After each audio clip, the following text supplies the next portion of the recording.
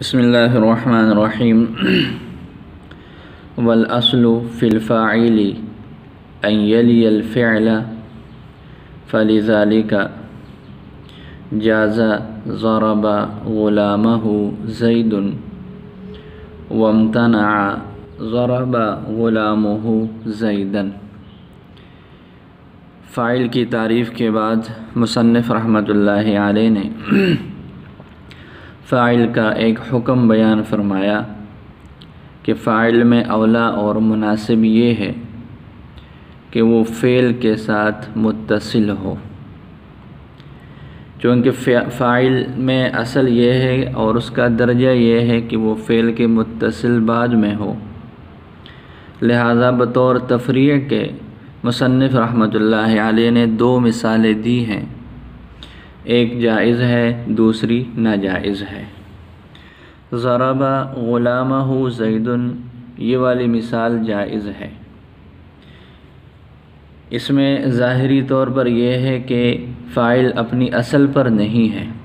غلامہ یہ مضاف اور مضاف الیہ مل کر مفعول بہ ہے، زید اس کا فاعل ہے، لیکن چونکہ فاعل کا درجہ پہلے ہے اور ہو ضمیر کا مرجع وہ زید یعنی فاعل ہے جو بعد میں ہے،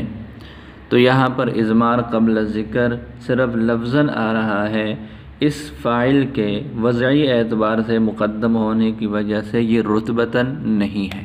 تو یہ جائز ہو جائے گا۔ دوسری مثال ہے ضرب غلامہ زیداً،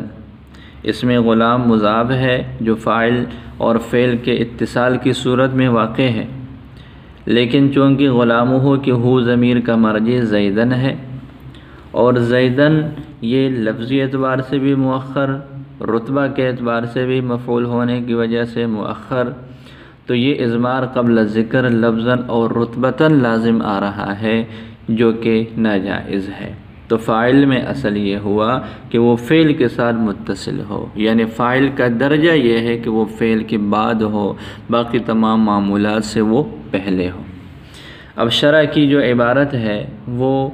والاصل ان یلی الفعل، اس کے درمیان میں مصنف رحمۃ اللہ علیہ نے فی الفاعل کا لفظ نکالا ہے، والاصل کے بعد ہے فی الفاعل، یہ فی الفاعل کا لفظ ایک مسئلے کو حل کرنے کے لیے ہے، وہ یہ ہے کہ متن کی عبارت ہے والاصل ان یلی الفعل، کہ اصل یہ ہے کہ وہ فعل کے ساتھ متصل ہو۔ اب اصل سے کیا مراد ہے، کس چیز کی اصل مراد ہے؟ اصل المبتدا مراد ہے، اصل الخبر مراد ہے، اصل الفاعل مراد ہے، تو شارح نے اس کی وضاحت فرمائی کہ یہ الاصل جو ہے اس سے مراد اصل الفاعل مراد ہے، الاصل فی الفاعل مراد ہے، اس لیے کہ قرینہ یہ ہے کہ جی فاعل کی بحث ہے تو فاعل ہی مراد ہے۔ اگلی عبارت ہے ای ما ینبغی ان یکون الفاعل علیہ، یہ عبارت ایک اعتراض کا جواب ہے۔ جواب یہ ہے کہ جی یہ جو اصل ہے، اصل کا جو معنی معروف اور مشہور ہے وہ قاعدہ کلیہ ہے۔ اصل کس کو بولتے ہیں؟ قاعدہ کلیہ کو۔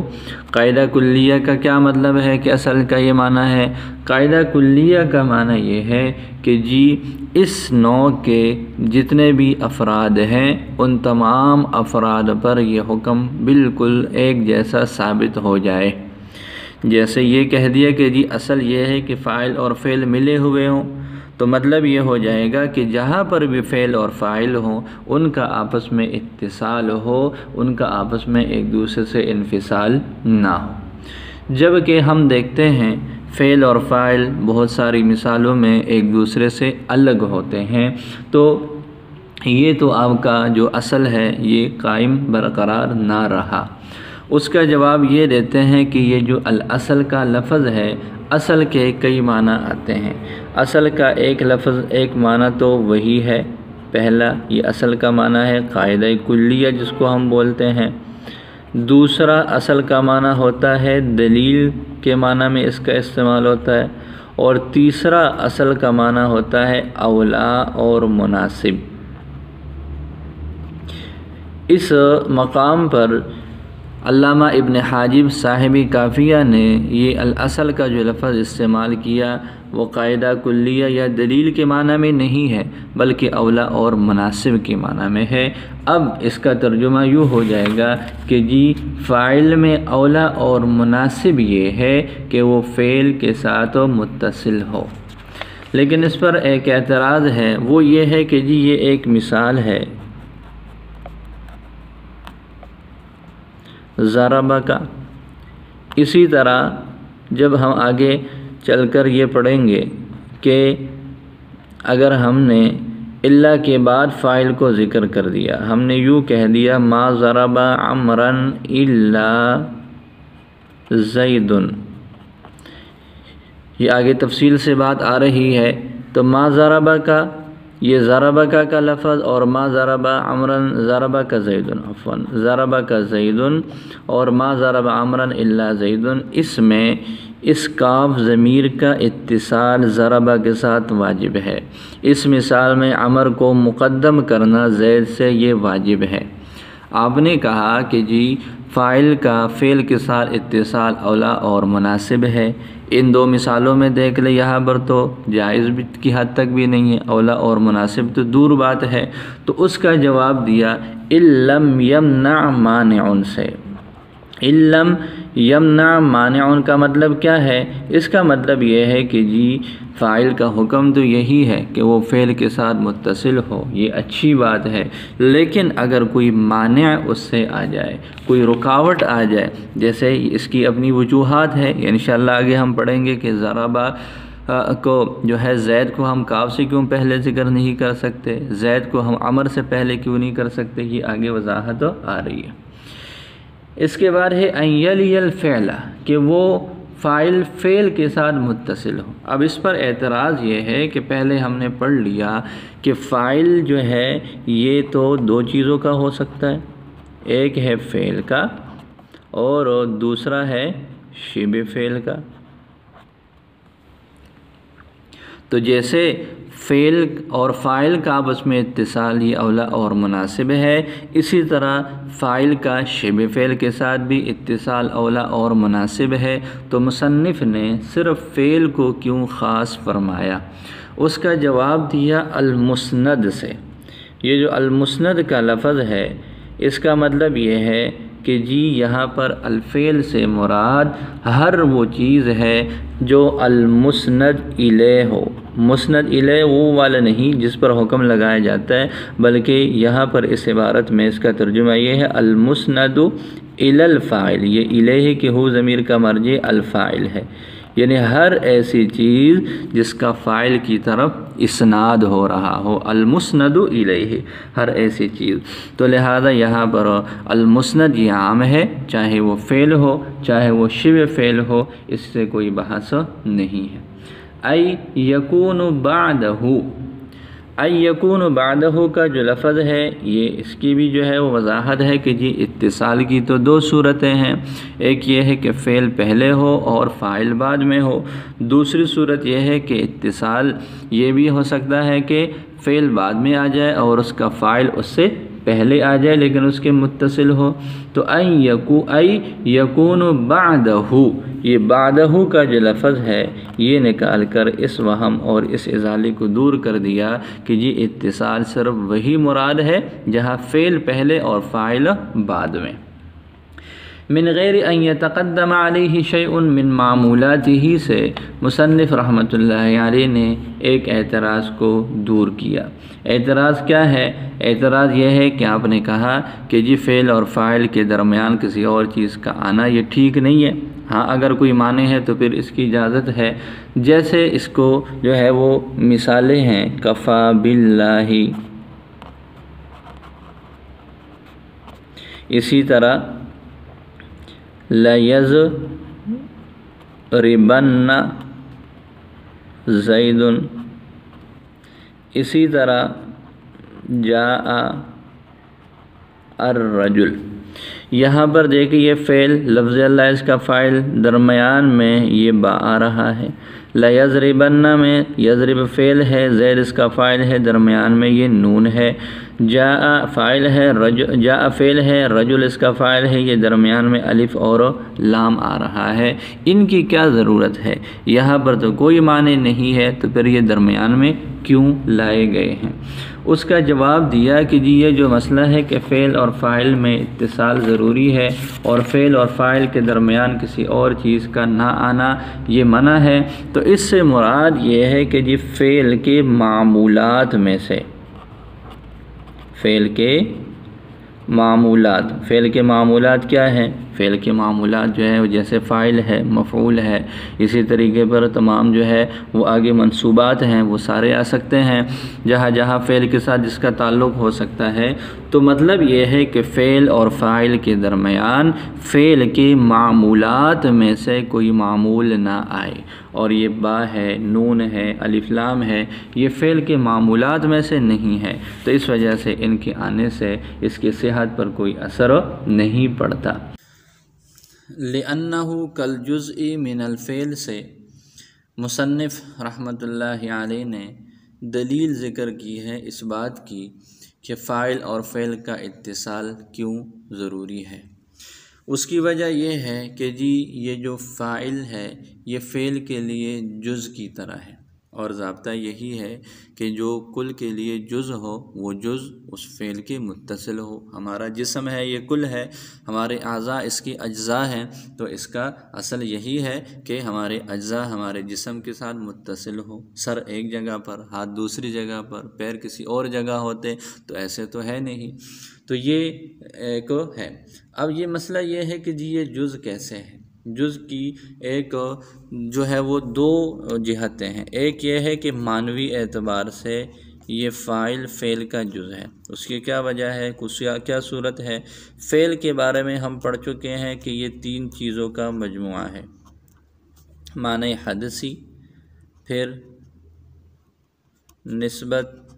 الی الفاعل، اور پھر ہے نسبت الی الزمان۔ یہ تین چیزیں ہیں جن سے فعل کی بنا ہے، ایک اس میں معنی مصدری ہے، معنی حدثی ہے، اس میں فاعل کی طرف نسبت ہے، اور اس میں زمانے کی طرف جو ہے وہ نسبت ہے۔ ان تین چیزوں میں دیکھ لیں کہ اگر اس میں فاعل ہے تو فاعل کی وجہ سے معنی حدثی کو بھی وجود ہے اور زمانے کے ساتھ بھی تعلق ہے، لیکن اگر اس میں فاعل نہ ہو، جیسے فاعل ہی نہیں ہے تو نہ تو کام ہوگا نہ اس کا کسی زمانے کے ساتھ جوڑ ہوگا، تو مطلب معنی تین چیزوں کے مجموعے میں سے جو نسبت الی الفاعل ہے یہ سب سے اہم جز ہے، لہذا اس اعتبار سے یہ معنوی اعتبار سے بھی فاعل یہ فعل کا جز ہے اور جز اہم ہے۔ یہ ہو جائے گا معنوی اعتبار سے۔ لفظی اعتبار سے بھی یہ جو فعل یہ فاعل ہے یہ فعل کا جز ہے، اس کو ایک دلیل سے ثابت کیا ہے جس کو بولتے ہیں توالی اربعی حرکات۔ مطلب اس کا یہ ہے کہ عرب حضرات وہ جب کسی کلمہ کا تکلم کرتے ہیں اور وہ کلمہ ایک کلمہ مشتمل ہو 4 لفظوں پر اور ان پر مسلسل حرکات ہوں، ایک کلمہ ہے جس کے اندر کم از کم 4 لفظ ہیں اور ان 4 لفظوں پر تمام پر حرکات ہوں، مسلسل حرکات ہوں، تو عرب حضرات اس کو ثقیل سمجھتے ہیں، اور اس ثقل کی وجہ سے وہ ایسے کرتے ہیں کہ یہ مسلسل حرکات جو ہے ان کو کسی طریقے سے ختم کرتے ہیں۔ ختم کرنے کا طریقہ یہ ہوتا ہے کہ وہ درمیان میں کسی ایک حرکت کو ساکن کر دیتے ہیں۔ لہٰذا یہ ہمارے پاس ایک فعل ہے ضربہ، اس کے ساتھ ہم جو اس کی ضمیریں ہیں فاعل کی جو ضمیریں ہیں ان کو ہم ملاتے ہیں، تو فاعل کی ضمیریں ملانے کی وجہ سے جو تا ہے، تی ہے، تو ہے، اسی طرح تما ہے، تم ہے وغیرہ، یہ سارے، تو یہاں پر اس ضربہ تا نہیں کہتے، ضربہ تی نہیں کہتے، ضربہ تو نہیں کہتے، ضربتما نہیں کہتے، بلکہ اس کو یوں کر لیتے ہیں ضربتما۔ یہ دیکھیں با کو ساکن کر دیا، جبکہ ہم نے ماضی کے بارے میں پڑھا کہ جی ماضی مبنی بر فتح ہے، مطلب یہ ضربہ کا جو آخر ہے اس پر با کا پڑھنا ضروری ہوتا ہے، اس میں کوئی گنجائش نہیں ہے، لیکن جب ہم اس کے ساتھ تا تما تم تی تما تننا تو اور نہ لگاتے ہیں وغیرہ، تو اس کی وجہ سے یہ با کو ہم ساکن کر دیتے ہیں۔ با کو ساکن کر دینا اس بات کی دلیل ہے کہ جی اب یہ کلمہ مشتمل ہو گیا 4 کلمات پر، لہٰذا درمیان میں ایک کو ساکن کرنا پڑ گیا، تو اس وجہ سے یہ اس بات کی دلیل ہے اس کا ساکن ہونا کہ اب یہ اس کا حصہ اور اس کا جز ہے۔ تو فاعل معنوی اعتبار سے بھی جز ہے اور لفظی اعتبار سے بھی جز ہے، اور جز کے بارے میں اصل یہی ہے کہ جی وہ اپنے کل کے ساتھ متصل ہو، تو یہ فاعل کے اصل ہونے کی دلیل ہے۔ یہاں تک ہم عبارت پڑھ کے ترجمہ کر لیتے ہیں۔ والاصل فی الفاعل، اور فاعل میں اصل یہ ہے، یعنی وہ ای ما ینبغی ان یکون الفاعل علیہ، یعنی وہ حالت جس پر فاعل کا ہونا اولا اور مناسب ہے، ان لم یمنع مانع، اگر کوئی منع نہ کرے، ان یلی الفعل، کہ وہ فعل کے ساتھ متصل ہو، ای المسند الیہ، یعنی اس چیز کے ساتھ جو فعل کی طرف مسند ہو، ان یکون بعدہ، یعنی اس کے بعد ہو، من غیر ان یتقدم علیہ شیء، بغیر اس کے کہ اس پر کوئی اور چیز مقدم ہو جائے، من معمولاتی ہی، اس کے معمولات میں سے، لأنہ کالجزء، اس لیے کہ یہ فعل جز کی طرح ہے فعل سے، لشدت احتیاج الفعل الیہ، فعل کا اس کی طرف شدت کے ساتھ محتاج ہونے کی وجہ سے، ویدل علی ذلک، اس پر دلالت کر رہا ہے اسکان اللام، لام کلمہ کا ساکن کر دینا، فی ضربتو میں، لأنہ لدفع توالی 4 حرکات، اس لیے کہ یہ ساکن کر دینا تو مسلسل 4 حرکتوں کو دور کرنے کے لیے ہے، مسلسل 4 حرکتوں کو دور کرنا یا تسلسل سے 4 حرکتوں کے تسلسل کو دور کرنے کے لیے ہے، فی ما ہوا بمنزلت کلمۃ واحدۃ، ان کلموں میں جو کہ ایک کلمہ واحدہ کے درجہ میں ہے۔ اللہ سمجھ آتا ہے۔